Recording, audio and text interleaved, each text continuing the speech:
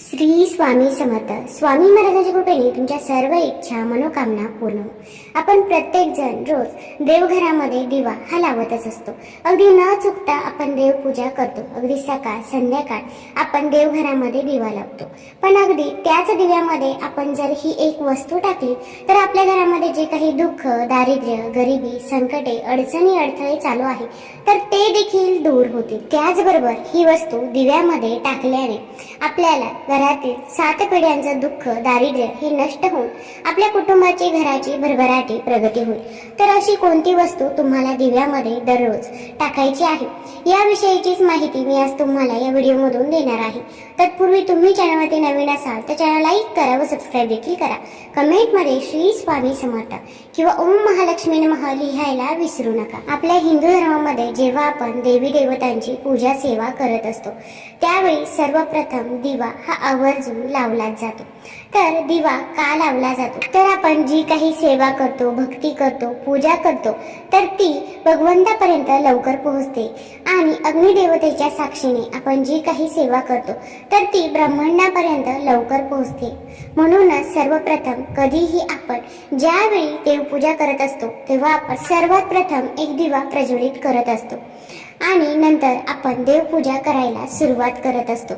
तर आपल्या घरामध्ये एखादी पूजा असेल, धार्मिक एखादा विधी असेल किंवा आपण जेव्हा एखादा उपाय करतो, सेवा करतो तर सर्वात अगोदर हा दिवा लावून घेत असतो आणि यानंतरच आपण त्या पूजेला सुरुवात करत असतो. दिवा हे प्रकाशाचं, ज्ञानाचं प्रतीक मानलं जातं. घरात दिवा लावल्याने घरातील दारिद्र्य हे नष्ट होतं आणि माता लक्ष्मी आपल्यावरती प्रसन्न होते. म्हणून पूजेमध्ये दिव्याला विशेष अनन्यसाधारण असं महत्त्व दिलं गेलं आहे. जर आपण दिवा न लावता एखादी सेवा, पूजा किंवा उपाय केला तर ती सेवा व उपाय जो आहे तर तो देवांपर्यंत पोहोचत नाही आणि त्या सेवेचा किंवा त्या उपायाचा आपल्याला पाहिजे तसा कुठलाही लाभ हा मिळत नाही. आणि मग आपण म्हणतो की उपाय केला, सेवा केली तरी पण मला त्याचे फळ का मिळाले नाही. दिवा हा सर्वप्रथम आपल्याला प्रज्वलित करून मगच सेवेला सुरुवात करायची असते आणि तेव्हाच आपली जी काही सेवा आहे तर ती देवांपर्यंत पोहोचते आणि त्यानंतर सर्व देवी देवता हे आपल्यावरती प्रसन्न होत असतात आणि त्यामुळे आपल्याला ज्या काही अडचणी आहेत तर त्या देखील दूर होत असतात. त्याचप्रमाणे एवढंच नाही तर आपल्याला ज्योतिषशास्त्रामध्ये सुद्धा दिव्याला एक सकारात्मकतेचं प्रतीक मानलं गेलं आहे आणि घरातील दारिद्र्य दूर करण्याचं साधक देखील मानलं गेलं आहे. आणि म्हणूनच आपल्याला हा दिव्याचा अत्यंत अतिशय प्रभावी उपाय आपल्याला करायचा आहे. दिव्याचा प्रकाश देवाच्या प्रकाशाचे प्रतीक आहे जो आपल्याला देवाच्या अस्तित्वाचे आणि त्यांच्या शक्तीचे स्मरण करून देतो. दिवा लावल्याने घरात सकारात्मकता येते, चैतन्य निर्माण होतं. त्याचप्रमाणे घरातील इडापिडा जी आहे तर ती देखील दूर होत असते, ज्यामुळे घरात धन आणि समृद्धीचा वर्षाव होतो. देवी माता लक्ष्मी ही देखील आपल्यावरती प्रसन्न होत असते. तसेच घरात दिवा लावल्यानं आपल्या कुटुंबावरती कधीही वाईट संकट हे येत नाही. जी काही विघ्न आहे तर ती देखील दूर होत असतात. म्हणूनच आपल्याला हा जो उपाय आहे तर तो करायचा आहे. आता हा जो उपाय आहे तर मी तुमच्याबरोबर शेअर करणार आहे. तर हा उपाय तुम्हाला मंगळवारपासून सुरू करायचा आहे आणि जर तुम्हाला आठवड्यातील मंगळवार पासून शक्य नसेल तर काही एक हरकत नाही, मग तुम्ही अगदी शुक्रवारपासून देखील हा उपाय सुरू करू शकता. या 2 दिवसांमध्ये तुम्ही कोणत्याही दिवसापासून हा उपाय करायला सुरुवात करायची आहे. जोपर्यंत तुमची इच्छा पूर्ण होत नाही तर तोपर्यंत तुम्ही हा उपाय करू शकता. मध्ये काही अडचण आली जसं की आता घरामध्ये सूतक असेल किंवा स्त्रियांना मासिक धर्म असेल तर त्या काळामध्ये फक्त आपल्याला हा उपाय करायचा नाही. मग मासिक धर्म झाल्यानंतर, सूतक पिटल्यानंतर तुम्ही हा उपाय परत पुन्हा कंटिन्यू चालू ठेवू शकता. आता या उपायासाठी आपण दिवा कोणता घ्यायचा तर आपण देवघरामध्ये जो दिवा प्रज्वलित करत असतो तर तोच दिवा फक्त आपण स्वच्छ धुवून काढायचा आहे आणि तोच दिवा आपण घ्यायचा आहे. त्या दिव्यामध्ये जी जुनी वात असेल तर ती तुम्हाला दररोज काढून टाकायची आहे. दिव्यामध्ये तुम्हाला नवीन जोडवात म्हणजे दुहेरी वात आहे तर दुहेरी वात दिव्यामध्ये तुम्हाला लावायची आहे. दुहेरी वात का लावली जाते तर जीवाशिवाचं प्रेम असतं म्हणूनच दुहेरी वात लावली जात असते. तर कापसाची वात करून त्यामध्ये तुम्हाला लावायची आहे. यानंतर या दिव्यामध्ये तुम्हाला तूप किंवा तेल आहे तर ते टाकायचं आहे, किंवा अगदी तुम्ही मोहरीचं तेल देखील वापरू शकता. एक प्लेट घ्यायची आहे, प्लेटमध्ये हा दिवा तुम्हाला ठेवायचा आहे. किंवा तुमच्याकडे छोटा पाट असेल, छोटा चौरंग असेल तर त्यावरती देखील तुम्ही हा दिवा ठेवू शकता. दिवा हा देवघरासमोर तुम्हाला प्रज्वलित करायचा आहे. दिवा प्रज्वलित केल्यानंतर या दिव्यामध्ये तुम्हाला एक अखंड लवंग टाकायचा आहे. त्याला पुढे फूल पाहिजे, तुटलेलं लवंग आपण त्यामध्ये चुकूनही टाकायचं नाही. त्याचसोबत आपण एक हिरवी वेलची देखील घ्यायची आहे, ज्याला वेलदोडा देखील बोलतात. तर एक हिरवी वेलची देखील टाकायची आहे आणि अखंड तांदूळ देखील घ्यायचे आहे. असं 3 वस्तू आपण या दिव्यामध्ये टाकायच्या आहे.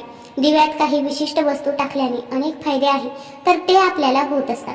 दिव्यात जर आपण काही वस्तू जर टाकल्या तर सकारात्मक ऊर्जा ही निर्माण होते आणि वाईट शक्ती या आपल्या घरापासून दूरच राहतात. दिव्यामध्ये लवंग, तांदूळ, हिरवी वेलची अत्यंत शुभ मानली जाते. यामुळे आपल्या घराची दिवसेंदिवस प्रगती ही व्हायला सुरुवात होत असते. आता या वस्तू अगदी सकाळी दिव्यामध्ये टाकायच्या आहे. संध्याकाळी या दिव्यामध्ये तुम्हाला परत पुन्हा तेल टाकायचं आहे. या वस्तू तशाच ठेवायच्या आहे आणि हा दिवा तुम्ही प्रज्वलित करायचा आहे. जेव्हा तुम्ही अखंड दिवा देवघरामध्ये चालू ठेवत असला तरी सुद्धा चालेल. यानंतर दुसऱ्या दिवशी तुम्हाला काय करायचं आहे, तर त्या दिव्यामध्ये ज्या तुम्ही वाती लावल्या होत्या तर त्या काढून एका डब्यामध्ये साठवून ठेवायच्या आहे.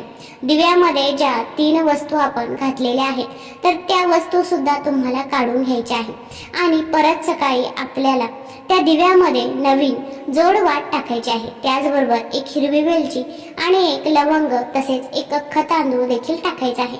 ज्याप्रमाणे आपण दररोज ताटामध्ये जेवण करत असतो ते ताट आपण स्वच्छ करूनच परत दुसऱ्या दिवशी वापरत असतो.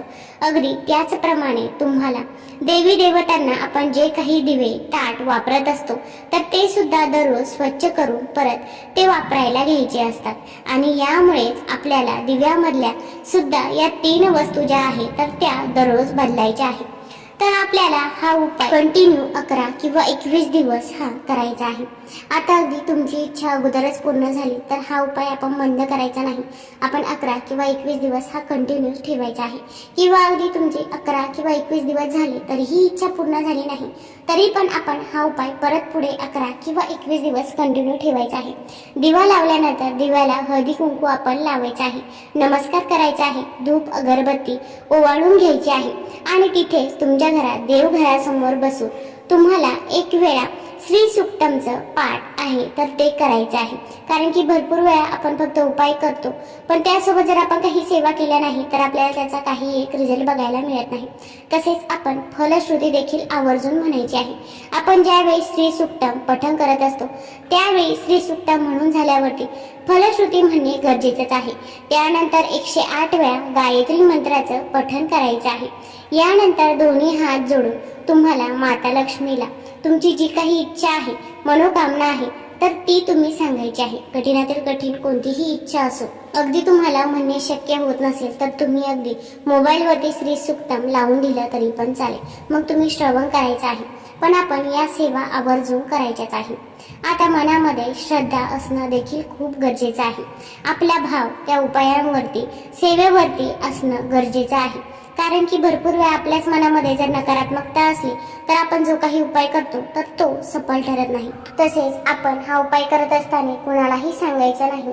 कारण की भरपूर वेळा आपण कुणाला तरी सांगतो आणि मग ती जी काही नकारात्मकता आहे त्याने आपला उपाय देखील सफल ठरत नाही. तुम्हाला जर हा व्हिडिओ आवडला असेल तर चॅनल लाईक करा, सबस्क्राईब करा. धन्यवाद.